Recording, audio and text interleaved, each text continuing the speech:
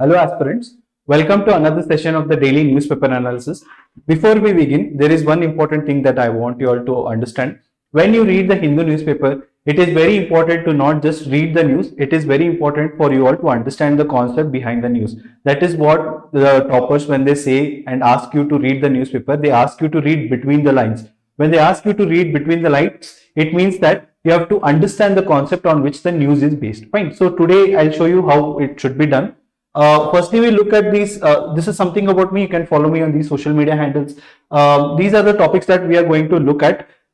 Firstly, we look at this editorial that came in today's newspaper, that is hard truth about the India's labor reform. What is the context? The author, who was previously the member of the planning commission here, he discusses about the 75 years of the labor reforms that has been happening in this country. See, I have told you in the previous videos as well that as we are celebrating the 75th occasion of the anniversary of Indian Independence Day, so there are a few articles that are related and are looking at the history of the 75 years of our independence in different perspectives. Fine. So here what the author is analyzing is the different forms of labor reforms that are taking place and what are its impact on the country. Firstly, when we look at the background here, see, during the time of COVID, there several lakhs of citizens lost their source of income, but also there was rise in the billionaires. This was highlighted in the recently released report of inequality index that was released, and it highlighted how the number of billionaires, they increased during the COVID time, whereas the poor,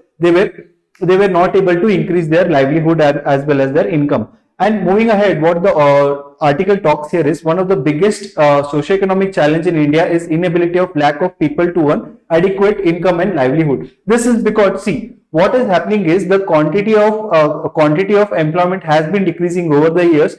We have this report where in 45 years this is the highest, when we have the highest rate of unemployment. Though the quantity of unemployment has been decreasing, there has been decrease in the quality as well. How? In the form of inadequate income as well as harsh working conditions. Fine. So these are the things mentioned in the editorial initially, as well as the author here mentions one of the theory. He says that by improving the employment,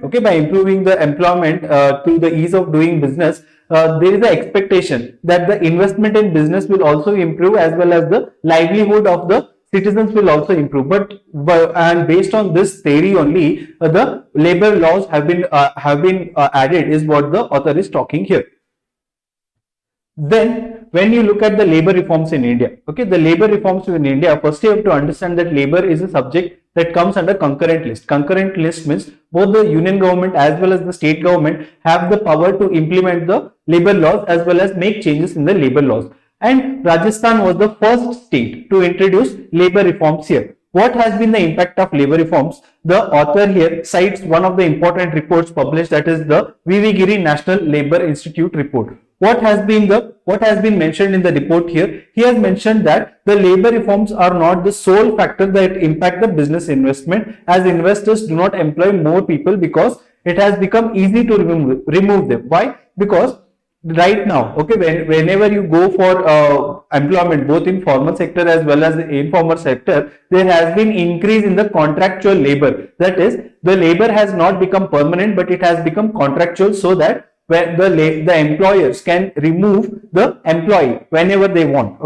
As well as what the other thing that has been mentioned is that according to the report, labor reforms have had very little impact on increasing employment. Why? Because what the labor reforms have been introduced, they have been introduced in the perspective of the laborers and not introduced in the perspective of a employee. The labor reforms have made it very tough for the employee to employ more employers, is what the report is highlighting here. Another important fact that this report highlights is that between 2010 to 2014, between 2010 to 2014, there was increase in the employment rate, where 300 or more employees were employed. So here the increase in the rate was around 51% to 55%. Why was this increase? This increase was mainly when the labor reforms were done when it came to the administrative issues. But when other issues were reformed, like when other things were reformed, what happened is the employment goes on decreasing, is what the author is highlighting here. Lastly, he talks how about the formal as well as the informal sector. Here, the report suggests that the employment in formal enterprises is becoming more formal. But what do you mean by formal sector here? Formal sector is mainly described how it is mainly described by written contract or grant of paid leave or any other social benefits like insurance as well as maternal benefits. So these are the perspectives on which a formal sector is defined. But what the author is telling here, that more than this, what should be the formal sector including? It should be including that right to be heard and dignity at work. These are some of the things that should be employed, is what the author is talking. Lastly, he talks about way forward. Okay, way forward, he says that he has given some data here, that is between 1980 and 1990, every 1% of growth in GDP, it resulted in creation of over 2 lakh employment opportunities. But over the years, even 1% of GDP is not increasing the number of jobs in the market. Thus, it can be seen that even though there is growth in the economy, it does not automatically result in growth in the employment, is what the author is highlighting. So what should be the way forward? What should be done? He says that in this context, key reforms in the theory of economic growth, employment and labor policies are needed to create better quality livelihood for Indian citizens, is what the author says and concludes this article. Fine.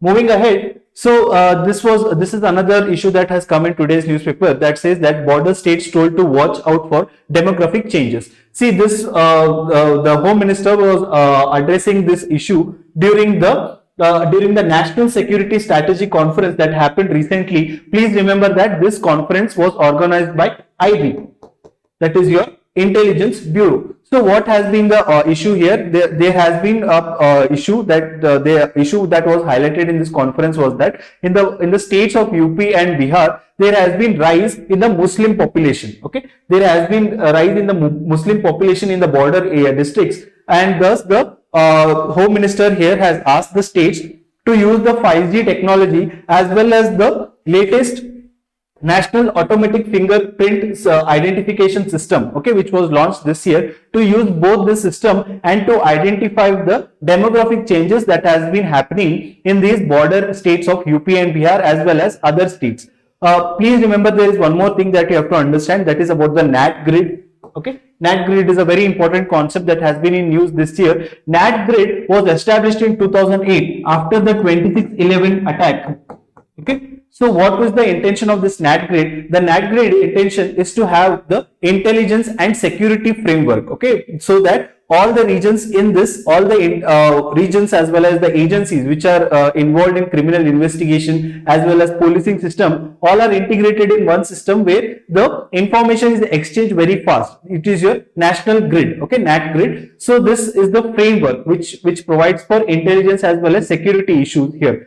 Recently, that is on 17th August, this NAT grid, a new CEO has been appointed. Okay, CEO has been appointed and his name is Piyush Goyal.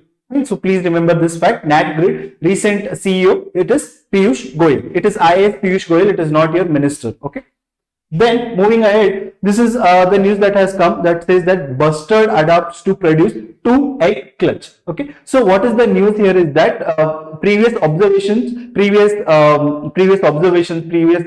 bird enthusiasts had observed that the Great India bustard would always lay to only one egg clutch. But recently, due to the increased protein provided to these great Indian bustards during monsoon, what has happened is they have adapted to new culture, that is 2-egg clutch, that they are laying down 2-egg clutch. So what is important is that I've told you, okay, at the start of the video, I asked you all to concentrate on the concept. Here, the concept that you have to concentrate is about the Great Indian Bustard. What is the Great Indian Bustard and what is its IUCN status? When we look at Great Indian Bustard is among the heaviest bird that can fly. Okay, it is one of the heaviest bird that can fly, and its IUCN status is critically endangered. Fine, it is critically endangered. The Great Indian Bustard is not only found in India, it is also found in Pakistan. Here it migrates from Rajasthan to Pakistan, and most of the species of Great Indian Bustard right now are found only in Rajasthan for now. There are around 170 plus of these Great Indian Bustards, and right now they are found in Rajasthan, as well as we have different pockets of India where we find it, like we have Andhra Pradesh, Gujarat, Karnataka, Madhya Pradesh, Maharashtra. Okay, so these are all found, but most of the population right now is restricted to Rajasthan here. Right? Please remember, it is not found only in India; it is found in Pakistan as well.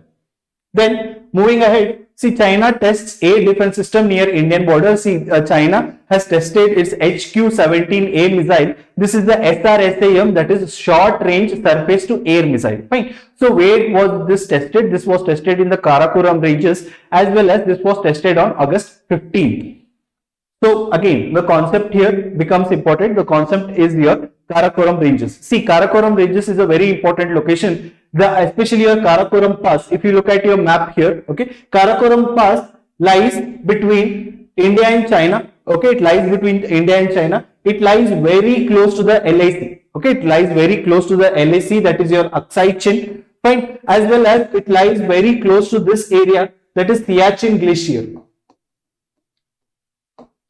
Okay, Siachen Glacier, which was in conflict between India, Pakistan, as well as now we have seen China as well intruding in this region. Fine. So there are a few facts that you have to know about Karakoram range. Karakoram range has a Karakoram Pass here. Karakoram Pass is between India and China. Karakoram Pass, when we look in the Indian territory, it passes through Ladakh here. Fine. It connects Leh with Jharkhand.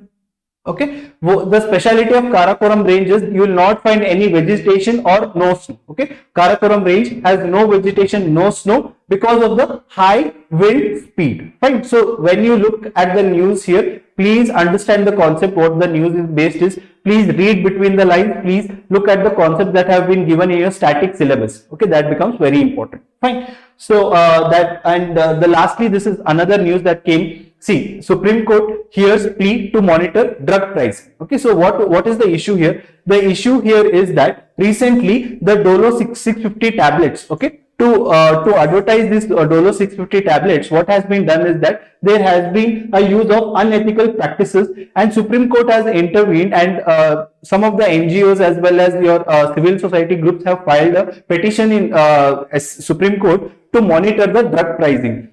So we look at who monitors the drug pricing in India currently. The drug pricing in India currently is monitored by your National Pharmaceutical Pricing Authority. Okay, this is the organization that monitors the drug pricing. These are some of the functions of your National Pharmaceutical Pricing Authority. One more thing that is important is the NPPA. Okay, the NPPA, it comes under Department of Pharmaceutical, which is under Ministry of Chemical and Fertilizers. Fine. So one doubt that should be cleared from your mind is that the drug pricing, the responsibility of drug pricing is not with the Ministry of Health Affairs, it is with the Ministry of Chemicals and Fertilizers, through which authority it is, National Pharmaceutical Pricing Authority. Okay. So these are some of the functions. You can pause the video and just look at the functions here. Okay, so that's it from today's video. Do follow us on the social media handles, that is on YouTube, Telegram, Instagram, as well as on Facebook. Thank you.